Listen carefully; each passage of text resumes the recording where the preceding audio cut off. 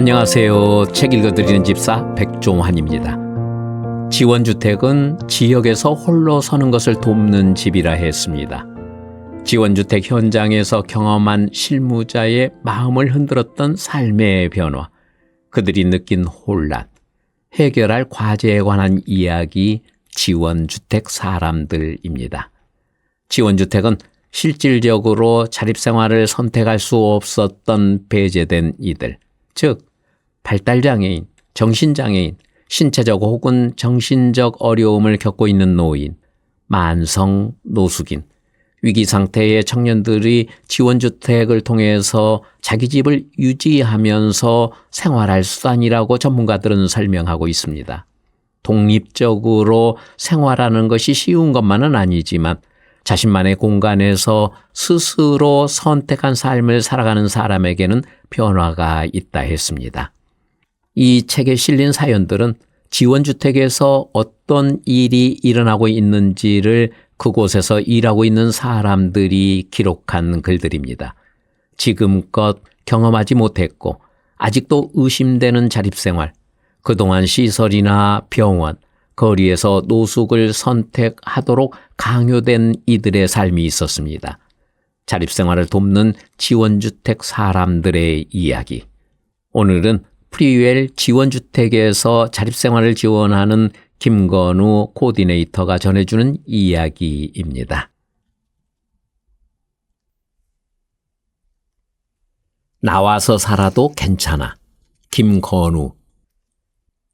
눈웃음이 매력적인, 순수하고 해맑은 미소를 지닌, 누구보다도 여유롭고 조심스럽게 천천히 행동하는 이승준님의 이야기이다.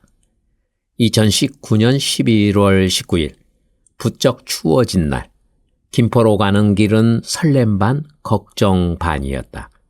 프리웰 지원주택에 입사하고 난 후 연이은 2주간의 길고 긴 직원교육을 마치고 드디어 실제로 당사자를 만나러 가는 길이었기 때문이다. 김포는 내게 낯설지 않는 지역임에도 불구하고 한 번도 가보지 않는 지역을 가는 것처럼 지하철의 공기는 무거웠다. 누구나 마찬가지겠지만 익숙하지 않는 일을 처음 할 때 겪는 부담감이다. 설렘 반, 걱정 반이라고는 했지만 아무래도 걱정이 더 컸던 발걸음이었다. 이승준님은 어릴 적 어느 시설에 입소해서 그 후 줄곧 장애인 시설에서 살아왔다. 어린 나이에 부모님과 헤어지는 것, 많은 사람과 함께 통제된 집단 생활을 하는 것이 그에게는 어떤 것이었을까? 이런 환경 속에서 그는 어떤 꿈을 가지고 있었고 그것을 얼마나 이룰 수 있었을까? 이런 생각을 하다 보면 가슴이 답답해지곤 한다. 수십 년간 시설 생활을 견뎌낸 그가 이제 탈시설을 눈앞에 두고 있다. 시설에 도착하니 많은 입소자가 우리를 반겼다. 낯설지만 웃음을 띤 그들의 표정에 긴장감은 한결 줄어들었다. 시설 담당자의 오리엔테이션이 있었고 이어서 앞으로 지원주택에 입주할 분들을 한 분씩 만났다.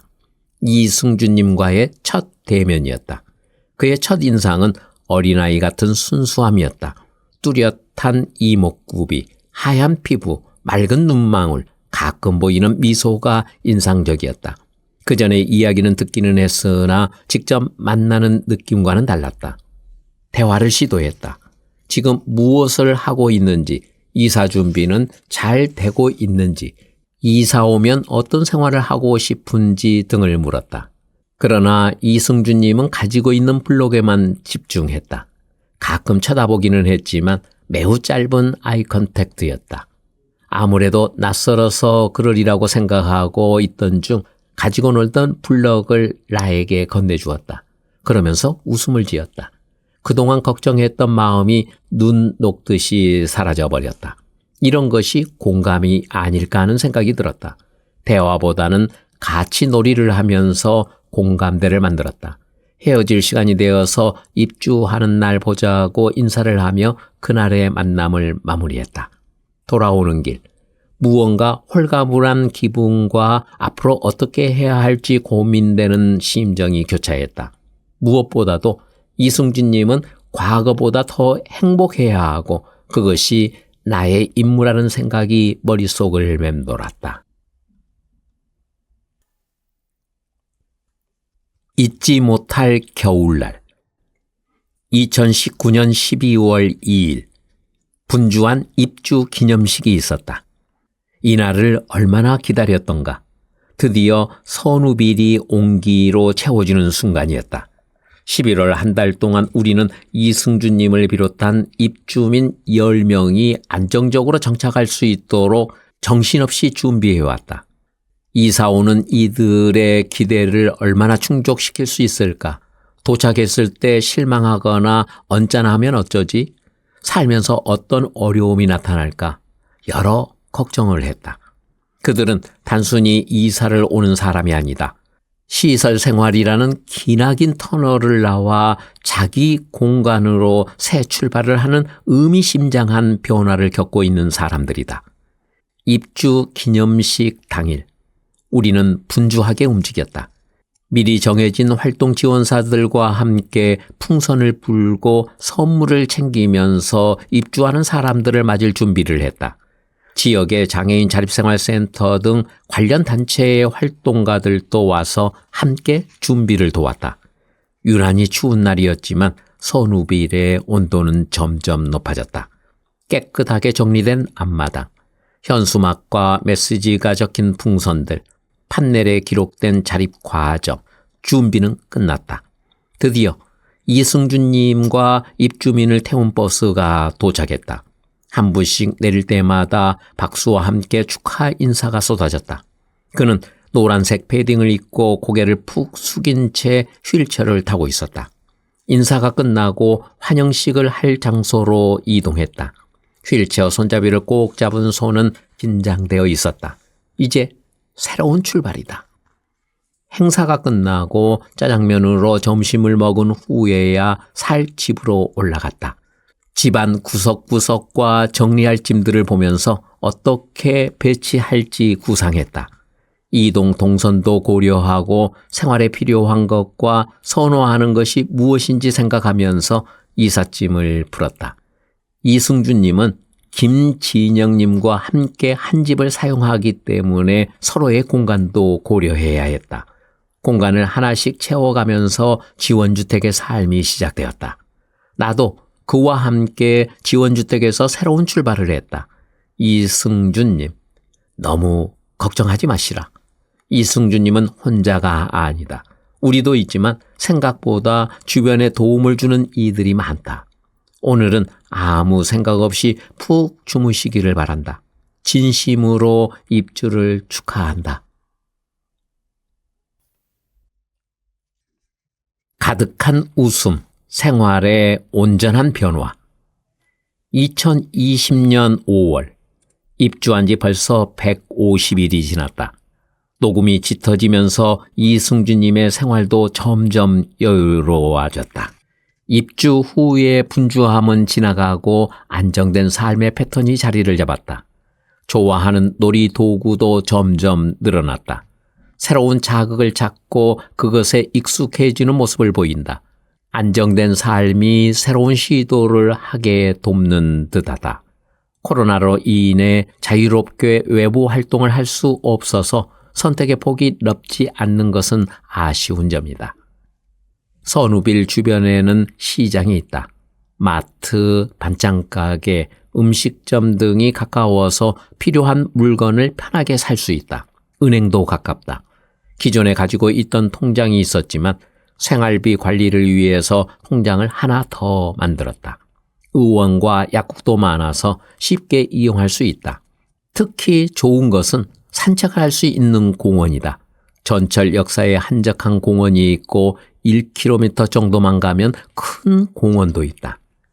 예전에 이승준님은 매우 경직된 표정을 짓고 있을 때가 많았다. 낯선 사람에게는 선뜻 다가가지 못했다. 하지만 이제는 그렇지 않다. 자기 물건을 상대방에게 주는 것을 좋아하고 물건을 주면서 먼저 기뻐한다. 자상하고 따뜻한 마음을 느낄 수 있다. 필요한 것이 있으면 바로 의사 표현을 적극적으로 하기 시작했다. 적어줘 라고 말하기도 하고 손짓이나 몸짓으로 표현한다. 감정 공유와 의사소통이 발전하는 것을 확인할 수 있다. 가장 행복하게 느껴진 변화였다. 나에게도 변화가 생겼다. 부끄럽지만 나는 성격이나 행동이 매우 급하다. 다른 사람들도 그렇다고 한다. 이승준님은 반대이다. 천천히 그리고 여유 있게 생활한다. 이런 모습을 보면서 무엇 때문에 그렇게 급하게 사는지 생각하게 되었다. 이승준님은 신체의 강직 때문에 팔에 힘을 주면서 기어서 이동한다. 그래서 체력 소모가 크다. 그는 중간에 포기하지 않고 끝까지 힘을 내서 목표한 것을 이룬다. 이런 모습을 보고 또 나를 되돌아보면서 변화를 느낀다. 아직 반년이 지나지 않았지만 이승준님의 긍정적인 변화가 분명하게 확인된다. 앞으로의 가능성은 더 큰 기대를 하게 된다. 독립적이고 자유로운 삶, 그리고 안정된 삶은 힘이 있다. 첫 출근, 직장인들 속으로. 2020년 7월 6일, 이승준님은 첫 출근을 했다. 서울시의 권리중심 중증장애인 공공일자리이다. 중증장애인도 직장 생활을 할 수 있도록 연결하는 사업이 있다는 소식을 들었을 때 먼저 그가 떠올랐다. 사람들과 어울리기를 좋아하는 그를 위한 새로운 도전이자 기회라고 생각했다. 게다가 직장인이 될 수 있다. 우선 이승준님과 공공일자리에 대한 정보를 공유했다. 사진과 그림을 보여주면서 어떤 활동을 하는 것인지 설명하고 그 활동이 그가 좋아하는지를 파악했다. 손짓으로 표현하는 것을 유심히 살펴보면서 관심을 보이는지 확인하였다. 최종적으로 그가 표현한 의사와 지원자가 검토한 내용을 토대로 공공일자리 참여 신청서를 함께 작성하여 제출했다. 면접이라는 떨리는 과정을 거치고 마침내 일자리 참여자로서 합격했다는 소식을 전달받았다. 드디어 기대하던 첫 출근을 하는 날이 되었다. 위치는 영등포. 많은 사람이 치열하게 생활하는 도심. 수많은 회사가 모여있는 대형 건물의 한 공간으로 출근을 했다. 이른 아침 출근을 서두르는 인파 속에 그가 있다. 장애인 콜택시를 이용하여 건물 앞에 내려 12층까지 올라가는 엘리베이터에 몸을 싣는다. 첫날은 자기소개를 하고 일자리 사업의 취지에 대한 설명을 들었다. 이후 만다라를 그리며 예술에 심취하기도 하고 주변 마트에서 재료를 사서 새로운 음식을 창조하기도 하고 끈으로 리본과 머리띠를 만들기도 했다. 이런 활동은 앞으로 그가 충실히 해야 하고 또 할 수 있는 일이다. 즐거워하는 모습이다. 장애인 자립생활센터가 직장이었다. 실내 활동만이 아니라 외부 활동 중에서도 의미 있는 것이 많았다. 장애인 이동권 보장을 위한 투쟁, 지하철 내 편의시설 확충 요구, 부양 의무제 폐지 요구, 장애인 활동 지원제도 확대를 위한 걷기 투쟁, 지역사회 경사로 확충을 위한 캠페인 등 다양한 활동을 했다. 물론 이승준 님도 참여했다. 권리를 찾기 위한 투쟁의 의미를 이해하고 있을 것이다. 하나의 뜻을 향해 외치는 목소리들이 전하는 전율도 느끼고 있을 것이다. 이런 활동을 직접 경험하고 있는 그는 장애인 운동의 역사적 현장에 있는 이승준이다. 공공일자리에 참여하면서 그는 많은 새로운 경험을 하고 의미 있는 날들을 보내고 있다. 부디 이 사업이 오래 유지되기를 기대한다. 청년 이승준이 계속 더 넓은 세계로 나가는 모습을 보고 싶다. 앞으로를 응원하며 2021년 1월 27일 입주한 지 약 14개월이 지났다. 나는 좋은 지원자였던가 의심스럽다. 말과 거칠애로만 지원한 것은 아닌지 욕구와 선호를 잘못 파악했던 것은 아닌지 걱정이 된다. 앞으로는 좀 더 잘해야지 다짐하면서 또 이승준님을 만난다. 그가 건강하고 행복해지기를 진심으로 바란다. 최근 병원 신세를 많이 졌다. 신체 강직도에 있어서 지속적인 치료와 검진이 필요하다. 그가 아프면 마음을 졸이게 된다. 그는 스스로 행복을 만드는 사람이다. 타인으로부터 행복을 넘겨받지 않고 스스로 행복을 만들어서 다른 사람들에게도 전해주는 사람이다. 처음 만난 날 블록을 줄 때부터 그런 사람이었다. 이런 정체성을 유지하고 발전시키기 위해서는 주변에서 세심한 지원을 받을 수 있어야 한다. 그와 함께 좋은 세상으로 나아갈 수 있을 것이라 확신한다. 글을 쓰면서 이승준 님이 참 달라 보이는 경험을 했다. 더 많이 생각하고 더 명확하게 표현해보는 소중한 기회였다. 사람의 감정이나 태도는 관심의 영향을 받는 것이 분명하다.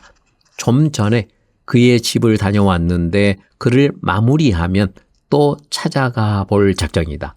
가서 이야기를 나누고 장난을 치며 생각을 나눌 것이다. 올해에는 코로나가 종식되어서 함께 이곳저곳을 돌아다니면서 바람에 묻어나는 소소한 행복도 함께 나누고 싶다.